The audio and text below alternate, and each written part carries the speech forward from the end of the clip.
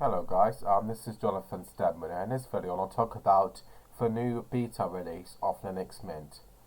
So what has just been released is that they have made a new version called Linux Mint 20.3, and in this video I will have a look at it, and I'll be reading through the documentation, and I'll be telling you guys what's basically new in this release. As I'm quite excited, as you guys can see, I use Linux Mint. I know I'm not using the beta version now. But you guys can use the beta version if you wanted to, but I highly don't recommend that unless if you want to send some bug reports and to basically send some feedback to the team, so to use it for experimental use.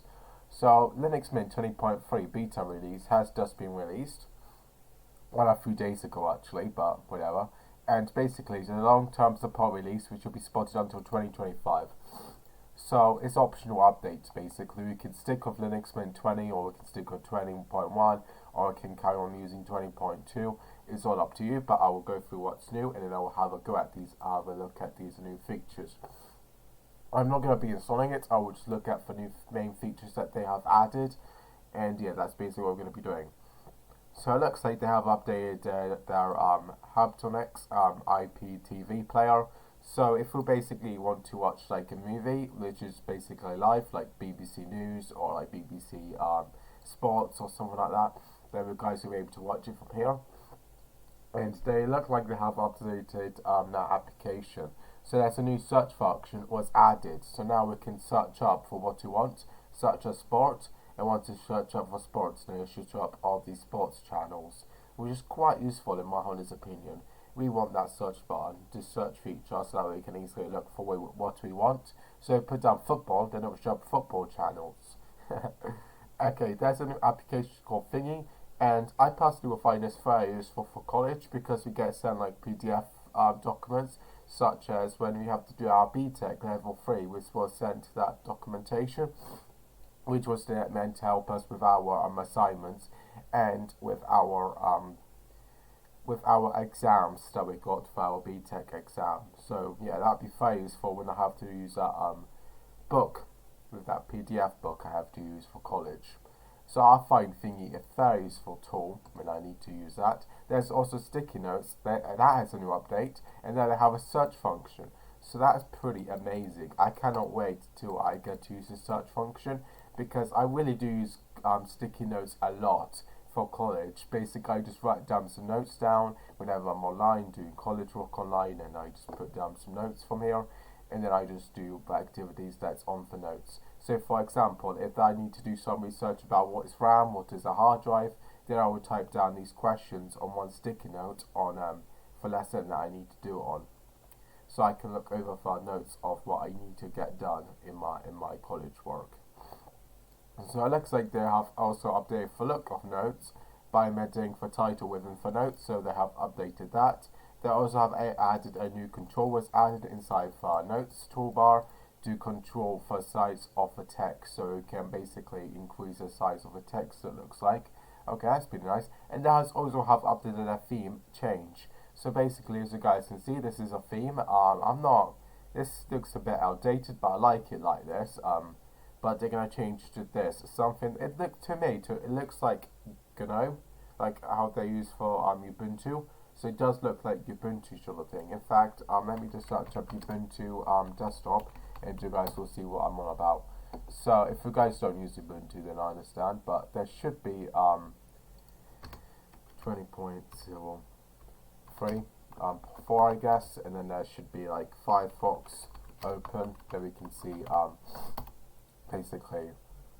Okay, so as you guys can see, this is what I was on about with this. Let me just drag this up here. So yeah, it basically looks similar to this, where we can see the X and the maximize button. I don't know why they got rid of the minimize button for these applications. It doesn't look nice and harder to basically close. I don't like it when they remove that feature, but as you guys can see, this is what I'm on about. They look kind of similar, don't they? As you guys can see, this and this. So they're kind of similar. Maybe they're a different color, and this one has a minimize button. But as you guys can see, it's looking more modern in my honest opinion, and I like it like this. I like it when there's something like they have added something more modern. So that's pretty nice of them. And they also have added some agent and colors. An agent is part of a theme which uses a vibrant color to capture attention and look more noticeable than the rest of the theme.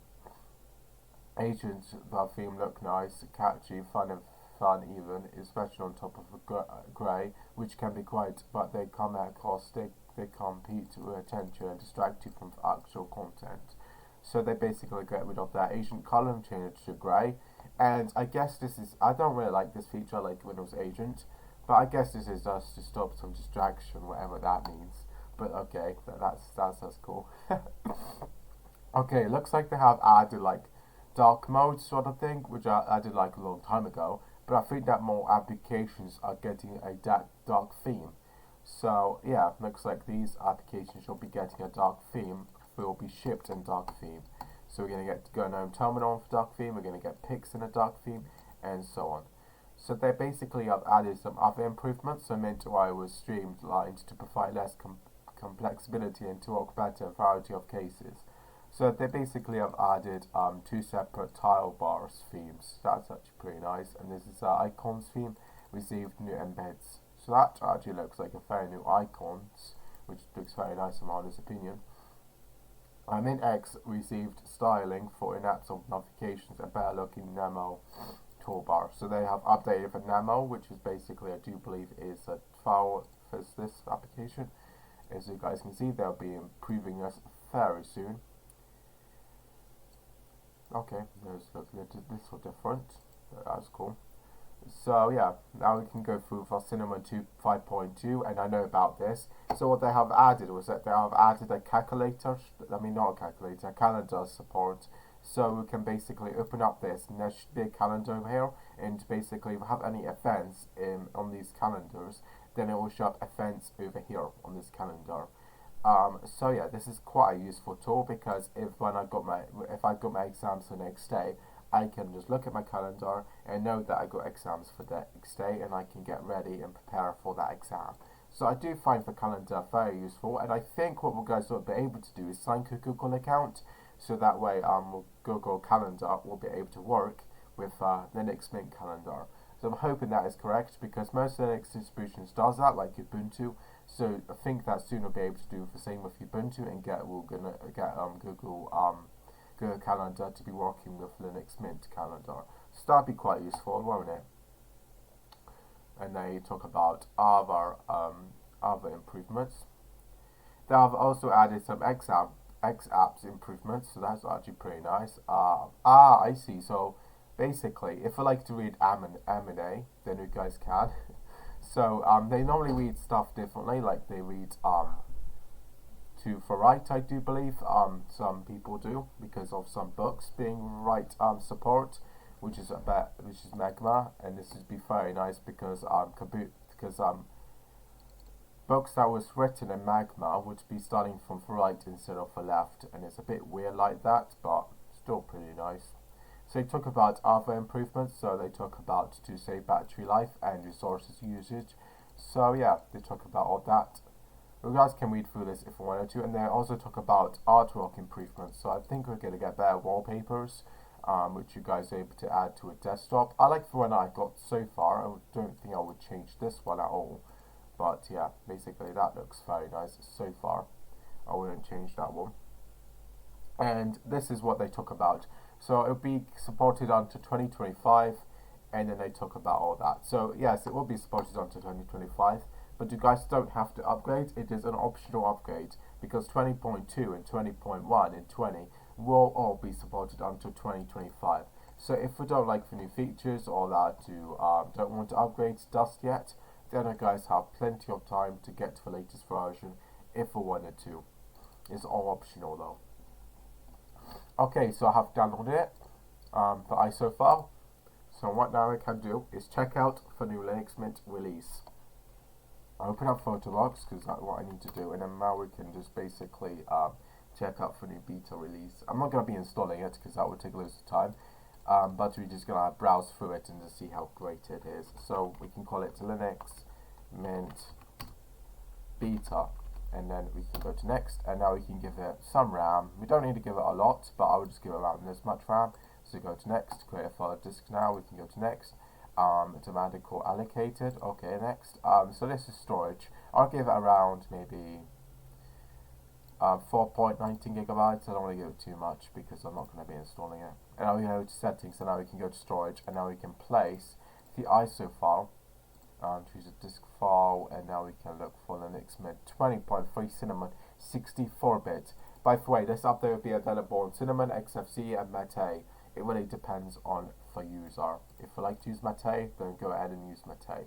So we can enable networking if we wanted to. And for the processor, I would maybe turn this up to 2, maybe 3, but I'll just turn it up to 2.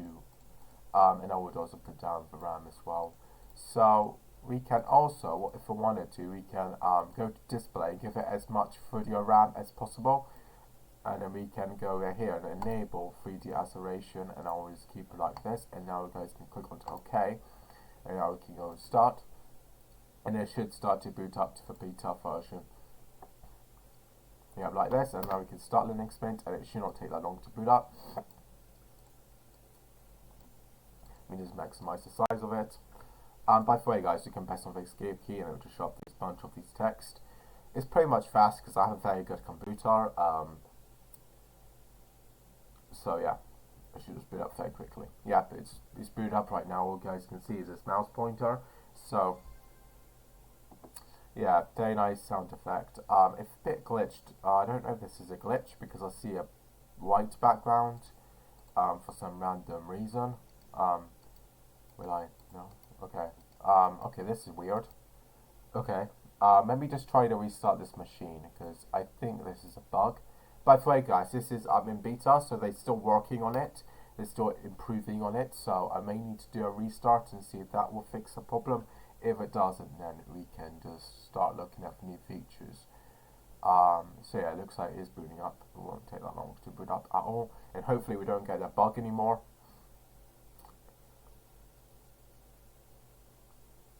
Okay, looks like we have booted up successfully now. So yeah, it's pretty much fast to boot up. Okay, so I still get this black background. Okay, I don't know what's going on here. I think I'm having issues with that, but it's completely fine. Oh my gosh, there's a white background right over here. I'm going to have to report this to the Linux Mint team, but we can start looking out for new features that they said they have added. Okay. So this is Firefox. This is like a very new version of it. What should happen is that this should be... I hate this. Oh wait, let me open up the terminal. Okay, I'm having some issues with that right now. Let me just go to shutdown, and then we can just look at our virtual machine settings. I don't know. Gosh, it's not going to shut down. Okay, so I'm going to go back to view. I'm going to go back to machine, and we can just shut down to doing a proper shutdown. And then we can try to boot up again. I don't know if there's like a virtual machine problem, but I'm getting this white background error, so I don't know if this works.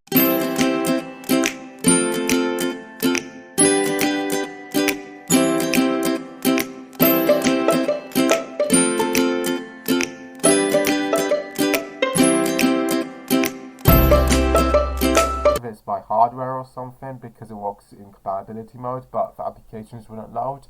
So I think that the Linux Mint needs to definitely work more on this project because I'm not having some success in this. Power off the machine, and we can end the video there as I don't want to bore you guys. Okay, so I would say that I really do like the new features that they have decided to add. Very good features indeed. I like the way that they're going to customize the actual look of it. So they're going to add this X button, which is what we have in Ubuntu, and to make it look more modern. This is what I really like, and I like the way they have added a search function in most of their software so that we can search for what we want and so on. Okay, so I've also added sticky notes, which is basically, they have added some new features to that, which I like to use a lot in college, and I will definitely find the new features very useful and so on. So guys may be asking, will I upgrade to this? Yes, I will. I will upgrade to this once it becomes a stable release. But normally, I would give, if I was you, I probably would give around maybe 5 weeks before I would upgrade, because obviously once it does become stable, then it will still have a few bugs. And as you guys saw in this video, that there was I don't know what was going on. Maybe I did my photo machine settings wrong, but all I saw was a white background and I couldn't open up any of the applications. But I did see some new features. I did see that the applications has been updated with these buttons, and I did see that that there was a calendar support added. So it was pretty much a good update in my honest opinion, and they're still working on this. Okay, so if you guys want, you can donate to the team, and they will love the donation a lot. In fact, they're gonna love it so much that it's gonna be amazing. So we can donate to them through PayPal or debit, or we can use a credit card, or we can support them on Patreon and so on. So I recommend you guys to donate to them, because they're working really hard on making Linux Mint the best operating system out there, and it is one of the best operating systems out there. We can also donate to them in Bitcoin. Bitcoin is amazing, and these are the latest donors. So these are amazing people. Okay. Anyway, guys, I'm gonna end this video there, and I'll see you guys next time. Bye bye. Also, please subscribe, or Santa will give a call for Christmas.